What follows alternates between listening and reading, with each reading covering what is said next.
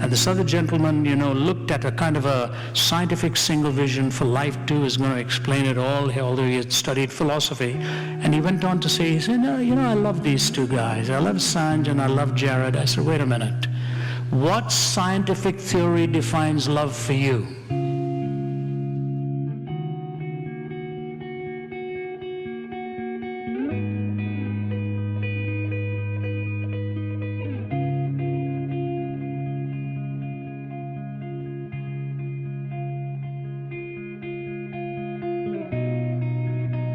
You have just made a philosophical assertion, not a scientific assertion. Is there any objective point of reference for the definition of love?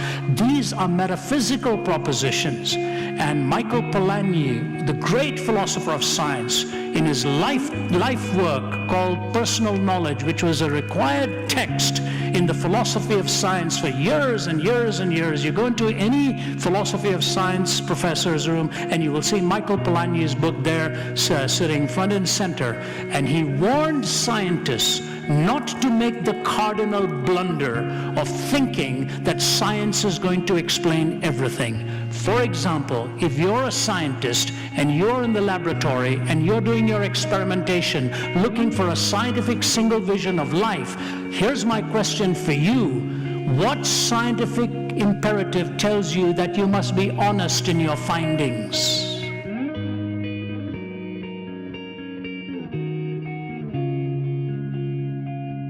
That's not a scientific argument. That is a philosophical argument, an argument of why you should be truthful.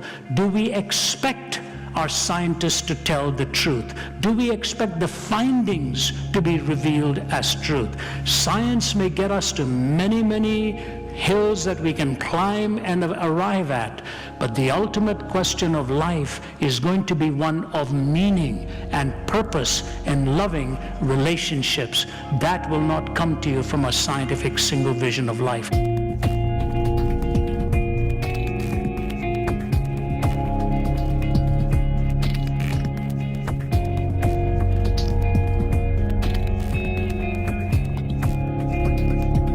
I want to read for you one more statement on this, and then we'll move on. And that is this statement by the famed physicist David Berlinski, who responded to Richard Dawkins's book, The God Delusion. Berlinski, who's an agnostic, he's of a Jewish background, but he's an agnostic, if not a skeptic, wrote a book in response to Dawkins's book, The God Delusion. His was called The Devil's Delusion, and in the flap of that book, here's what Berlinski, a skeptic, says.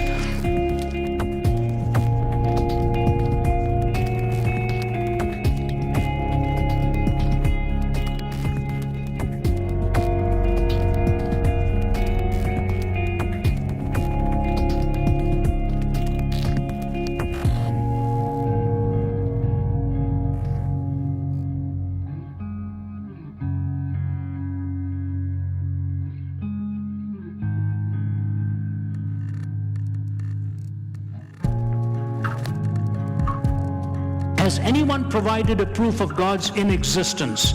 Not even close. Has quantum cosmology explained the emergence of the universe or why it is here? Not even close. Have the sciences explained why our universe seems to be fine-tuned to allow for the existence of life? Not even close. Are physicists and biologists willing to believe in anything so long as it is not religious thought? Close enough. Has rationalism and moral thought provided us with an understanding of what is good, what is right, and what is moral? Not close enough. Has secularism in the terrible 20th century been a force for the good? Not even close to being close. Is there a narrow and oppressive orthodoxy of thought and opinion within the sciences? Close enough. Does anything in the sciences or in their philosophy justify the claim that religious belief is irrational? Not even in the ballpark. Scientific atheism. Is scientific atheism a frivolous exercise in intellectual contempt? Dead on.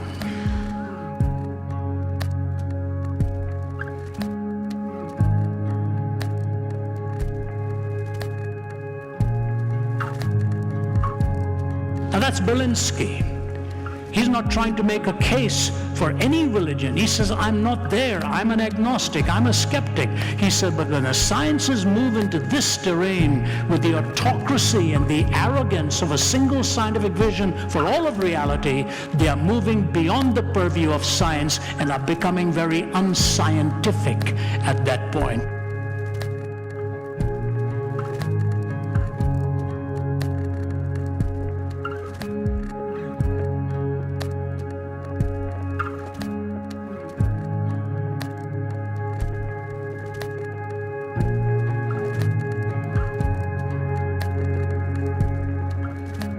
But science will never be able to answer the questions of love, meaning, and purpose. And if the scientific premises turn out to be true, that we are the random collocation of atoms, of time plus matter plus chance, you will be left with no moral perspective on which to condemn anybody who chooses to behead someone in public and gloat over it, because those are moral issues we are dealing with, and science doesn't deal with morality. And if it talks about the evolution of morality, then it is deterministic, and if it is deterministic, it is not making a true assertion. And therefore, if it says that morality is not true, the assertion itself either claims to be true or is not true. And if it claims to be true, then it goes beyond science. So I just tell you, they've got a big gap between science and ultimate metaphysics, and that gap can only be filled by true religious thought that is coherent and corresponding to reality.